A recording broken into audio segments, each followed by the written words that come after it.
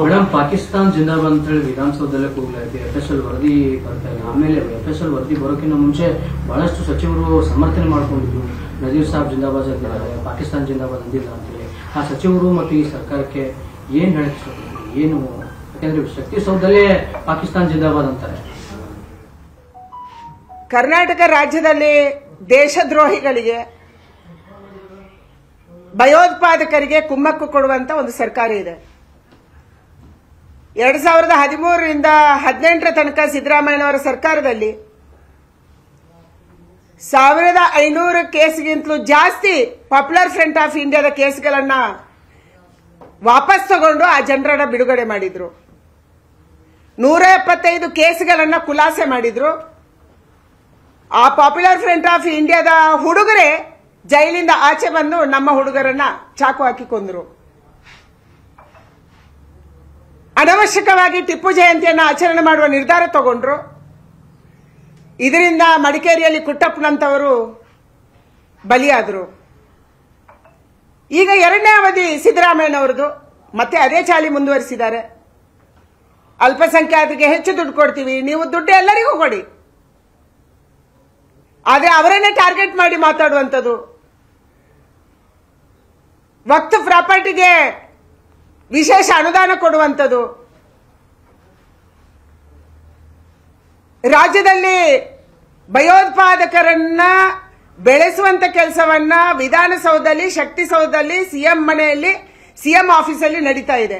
ನೀವು ದಯಮಾಡಿ ಪತ್ರಕರ್ತರನ್ನ ಯಾರು ಕೇಳಿ ನೋಡಿ, ಮುಖ್ಯಮಂತ್ರಿಗಳ ಆಫೀಸಲ್ಲಿ ಯಾರಿರ್ತಾರೆ, ಮುಖ್ಯಮಂತ್ರಿಗಳ ಮನೆಯಲ್ಲಿ ಯಾರಿರ್ತಾರೆ, ಯಾರು ಹಿಂದೆ ಪಾಪ್ಯುಲರ್ ಫ್ರಂಟ್ ಆಫ್ ಇಂಡಿಯಾದ ಜೊತೆ ಗುರುತಿಸಿಕೊಂಡಿದ್ರು, ಇವತ್ತು ಯಾರು ಅದೇ ಜನ SDPI ಅಂತ ಹೇಳ್ಕೊಂತ ಇದ್ದಾರೆ, ಅವರು ಇವತ್ತು ಮುಖ್ಯಮಂತ್ರಿಗಳ ಮನೆ ಮುಂದೆ, ಈ ರಾಜ್ಯದ ಗೃಹ ಸಚಿವರ ಮನೆ ಮುಂದೆ ಅವರು ಕೂತಿರ್ತಾರೆ. ಅಂದ್ರೆ ಅವರಿಗೆ ಅನಿಸಿದೆ ಈ ಸರ್ಕಾರ ನಮ್ಮನ್ನ ರಕ್ಷಣೆ ಮಾಡುತ್ತೆ, ನಮ್ಮ ರಕ್ಷಣೆಗೆ ಈ ಸರ್ಕಾರ ಇದೆ. ಪೊಲೀಸರು ಕ್ರಮ ಕೈಗೊಳ್ಳಕ್ಕೆ ಹೋದ್ರೆ ಪೊಲೀಸರಿಗೆ ದಬಾವ್ ಬರುತ್ತೆ. ಮೊನ್ನೆ ನಜೀರ್ ಅವರು ಚುನಾವಣೆ ಗೆದ್ದಾಗ 1,000 ಜನರನ್ನ ನೀವು ವಿಧಾನಸೌಧದಲ್ಲಿ ಹೇಗೆ ಬಿಟ್ಕೊಂಡ್ರಿ? ಅವರಿಗೆ ಪಾಸ್ ಕೊಟ್ಟಿಲ್ಲ, ಅವರಿಗೆ ಯಾವ ಕೇಸ್ಗಳಿದ್ದಾವೆ ವಿಚಾರಣೆ ಮಾಡಿಲ್ಲ, ಏನೂ ಇಲ್ಲದೇನೆ ನೀವು ನಜೀರ್ನ ಹಿಂದೆ ಅವರ ಬೆಂಬಲಿಗರನ್ನ, ಅವರ ಚೇಲಗಳನ್ನ ವಿಧಾನಸೌಧಕ್ಕೆ ಹೆಂಗ್ ಬಿಟ್ಕೊಂಡ್ರಿ? ಮತ್ತೆ ಯಾವ ಇವತ್ತು ಪಾಕಿಸ್ತಾನ ಜಿಂದಾಬಾದ್ ಅಂತ ಘೋಷಣೆ ಕೂಗಿದ್ದಾನೆ, ಅವನು ರಾಹುಲ್ ಗಾಂಧಿ ಜೊತೆ ಭಾರತ್ ಜೋಡೋ ಯಾತ್ರೆಯಲ್ಲಿ ಭಾಗವಹಿಸ್ತಾನೆ, ಅವರ ಜೊತೆ ಇರುವ ಫೋಟೋ ಬರುತ್ತೆ. ಅಂದ್ರೆ ಒಬ್ಬ ರಾಷ್ಟ್ರೀಯ ನಾಯಕ ನಿಮ್ಮ ಪಕ್ಷದವರು ಬಂದಾಗ ಯಾರೋ ಜೊತೆಯಲ್ಲಿರ್ಬೇಕು, ಯಾರು ಜೊತೆಯಲ್ಲಿರ್ಬೇಕು ಅನ್ನುವಂತ ಕಾಮನ್ ಸೆನ್ಸ್ ಕೂಡ ಈ ಕಾಂಗ್ರೆಸ್ಗಿಲ್ಲ. ಯಾರೋ ಬರ್ತಾರೆ ವಿಧಾನಸೌಧದಲ್ಲಿ, ಡೆಲ್ಲಿಯಿಂದ ಬಂದವರು ಪಾಕಿಸ್ತಾನ ಜಿಂದಾಬಾದ್ ಅಂತಾರೆ, ಇನ್ಯಾರೋ ಕೇರಳದಿಂದ ಬರ್ತಾರೆ, ಅವರು ಕಡಬದ ನನ್ನ ಊರಲ್ಲಿ ಹೋಗಿ ಒಂದು ಮಕ್ಕಳಿಗೆ ಆಸಿಡ್ ಹಚ್ತಾರೆ, ಇನ್ಯಾರೋ ತಮಿಳುನಾಡಿಂದ ಬರ್ತಾರೆ, ಬೆಂಗಳೂರಿನ ಕೆಫೆಯಲ್ಲಿ ಬಾಂಬ್ ಇಡ್ತಾರೆ ಮತ್ತು ಪರಾರಿ ಆಗ್ತಾರೆ. ಇದು ಯಾಕೆ ನಡೀತಿದೆ ಅಂದ್ರೆ ಇವತ್ತು ಕರ್ನಾಟಕದಲ್ಲಿ ಭಯೋತ್ಪಾದಕರಿಗೆ ಅನಿಸಿದೆ ಕರ್ನಾಟಕ ಅಡಗುತಾನ. ಬೆಂಗಳೂರಲ್ಲಿ ನಮಗೆ ರಕ್ಷಣೆ ಸಿಗುತ್ತೆ, ಯಾರಾದ್ರೂ ಪೊಲೀಸರು ಕೇಸ್ ಹಾಕಕ್ಕೆ ಹೋದ್ರೆ ತಕ್ಷಣ ಅದಕ್ಕೆ ಫೋನ್ ಬರುತ್ತೆ. ಅದನ್ನು ತಡೆಯಕ್ಕೆ ಅಲ್ಲಿ ಮಂತ್ರಿಗಳೇ ಕೂತಿದ್ದಾರೆ, MLAಗಳೇ ಪತ್ರ ಬರೀತಾರೆ. ಅದಕ್ಕಾಗಿ ಇವತ್ತು ಕರ್ನಾಟಕದಲ್ಲಿ ಭಯೋತ್ಪಾದಕರಿಗೆ ಯಾರು ಪಾಪ್ಯುಲರ್ ಫ್ರಂಟ್ ಆಫ್ ಇಂಡಿಯಾದಲ್ಲಿ ಇಂದ ಕೆಲಸ ಮಾಡಿದ್ರು ಅವರಿಗೆ ಭಯ ಇಲ್ಲ ಅನ್ನುವಂಥ ವಾತಾವರಣ ನಿರ್ಮಾಣ ಆಗಿದೆ. ಇದಕ್ಕೆ ಕಾರಣ ಈ ರಾಜ್ಯದ ಮುಖ್ಯಮಂತ್ರಿ, ಈ ರಾಜ್ಯದ ಗೃಹ ಸಚಿವರು ಮತ್ತು ಅವರ ವೋಟ್ ಬ್ಯಾಂಕ್ ಮಾನಸಿಕತೆ. ವೋಟ್ಗಾಗಿ ಅವ್ರಿಗೆ ಏನ್ ಬೇಕಾದ್ರೂ ಮಾಡಬಲ್ಲರು ಅನ್ನುವಂಥ ಸ್ಥಿತಿಯನ್ನ ಕರ್ನಾಟಕ ರಾಜ್ಯದಲ್ಲಿ ನಿರ್ಮಾಣ ಮಾಡ್ಕೊಂಡಿದ್ದಾರೆ. ನಾವೂ ರಸ್ತೆ ನಡೀಲಿಕ್ಕೆ ಆಗಲ್ಲ ಅನ್ನುವಂಥ ಭಯದ ವಾತಾವರಣವನ್ನ ಕರ್ನಾಟಕದಲ್ಲಿ ನಿರ್ಮಾಣ ಮಾಡಿದ್ರು. ಇದು ಇವತ್ತು ಕರ್ನಾಟಕ, ಸಿದ್ದರಾಮಯ್ಯ ನೇತೃತ್ವದ ಕರ್ನಾಟಕ ಏನು ಅಂತಂದ್ರೆ ಇಲ್ಲಿ ಬಹುಸಂಖ್ಯಾತರಿಗೆ ರಕ್ಷಣೆ ಇಲ್ಲ, ಅಲ್ಪಸಂಖ್ಯಾತರಿಗೆ ಎಲ್ಲವೂ ಸಿಗುತ್ತೆ. ಅವರಿಗೆ ಮೃಷ್ಟಾನ್ನ ಭೋಜನ, ನಮಗೆ ಒಣರೊಟ್ಟಿ ಭೋಜನ ಅನ್ನುವಂಥ ಸ್ಥಿತಿಯನ್ನ ಕರ್ನಾಟಕ ರಾಜ್ಯದಲ್ಲಿ ಸಿದ್ದರಾಮಯ್ಯನವರ ನೇತೃತ್ವದ ಸರ್ಕಾರ ನಿರ್ಮಾಣ ಮಾಡಿದೆ. ಈಗ ನೀವು ಕೆಲಸ ಮಾಡಿದ್ರೆ ನಿಮ್ಗೆ ಟಿಕೆಟ್ ಸಿಗುತ್ತೆ ಅಂದ್ರೆ ನಿಮ್ಗೆ ವಿಶ್ವಾಸ ಇದೆ. ಜಗದೀಶ್ ಶೆಟ್ಟರ್ ಪರಿಸ್ಥಿತಿ ಏನಂತೆ? ಬಳಿ ಬಂದ್ರು ಅವ್ರಿಗೆ ಎಲ್ಲೆಲ್ಲಿ ಅಕಾಮಿಡೇಟ್ ಮಾಡ್ತಾರೆ, ಮಾಡೋದ್ರೆ ಎಲ್ಲಿ ಮಾಡೋದು?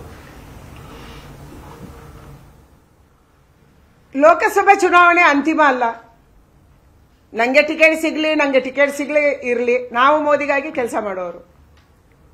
ಟಿಕೆಟ್ ಸಿಕ್ಕಾಗ ಒಂದು ಮಾತು, ಟಿಕೆಟ್ ಸಿಗದಾಗ ಇನ್ನೊಂದು ಮಾತು ಖಂಡಿತ ಇಲ್ಲ. ಭಾರತೀಯ ಜನತಾ ಪಾರ್ಟಿಯ ಕಾರ್ಯಕರ್ತರು ನಾವು. ಮೊದಲು ನಾವು ಕಾರ್ಯಕರ್ತರು, ಆಮೇಲೆ ನಾವು ನಾಯಕರು. ನಾಯಕತ್ವ ಎಲ್ಲಿಂದ ಬಂದಿದೆ? ನನ್ನ ಪಾರ್ಟಿಯಿಂದ ಬಂದಿದೆ. ನನ್ನನ್ನು ಇವತ್ತು ದೇಶದಲ್ಲಿ ಗುರುತು ಮಾಡ್ತಾರೆ ಯಾವುದೇ ರಾಜ್ಯಕ್ಕೆ ಹೋದ್ರೆ ಅಂತ. ಹೇಗೆ? ನನ್ನ ಪಾರ್ಟಿ ನಂಗೊಂದು ಜವಾಬ್ದಾರಿಯನ್ನು ಕೊಡ್ತು, ಅದಕ್ಕಾಗಿ ನನ್ನನ್ನು ಗುರುತು ಮಾಡ್ತಾರೆ.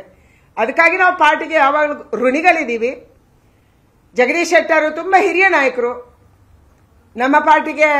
ನಾನು ಮೊದಲೇ ಹೇಳಿದ್ದೆ, ಅವ್ರ ಪಾರ್ಟಿ ಬಿಟ್ಟು ಹೋದ ತಕ್ಷಣ ನಂಗೆ ಅವರು ಸಿಕ್ಕಿದ್ರು.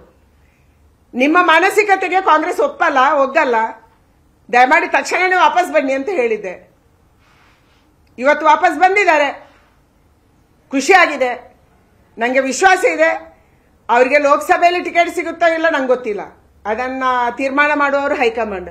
ಆದರೆ ಅವರಿಗೆ ಖಂಡಿತವಾಗಿ ಬರುವಂತ ದಿನದಲ್ಲಿ ಗೌರವ ಸಿಗುತ್ತೆ, ಉನ್ನತ ಸ್ಥಾನಮಾನ ಸಿಗುತ್ತೆ.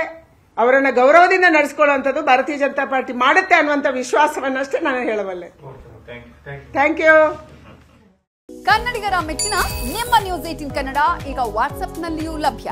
ಕರ್ನಾಟಕ ಮತ್ತು ದೇಶ ವಿದೇಶದ 360 ಡಿಗ್ರಿ ಸುದ್ದಿ ವಿವರವನ್ನ ನೀವು ನಿಮ್ಮ ಕೈ ಬೆರಳುಗಳಲ್ಲಿಯೇ ಪಡೆಯೋದಿಕ್ಕೆ ಈ QR ಕೋಡ್ ಅನ್ನ ಸ್ಕ್ಯಾನ್ ಮಾಡಿ. ನಮ್ಮ ಚಾನೆಲ್ ಅನ್ನ ಫಾಲೋ ಮಾಡಿ, ನೋಟಿಫಿಕೇಶನ್ ಆನ್ ಮಾಡಿ.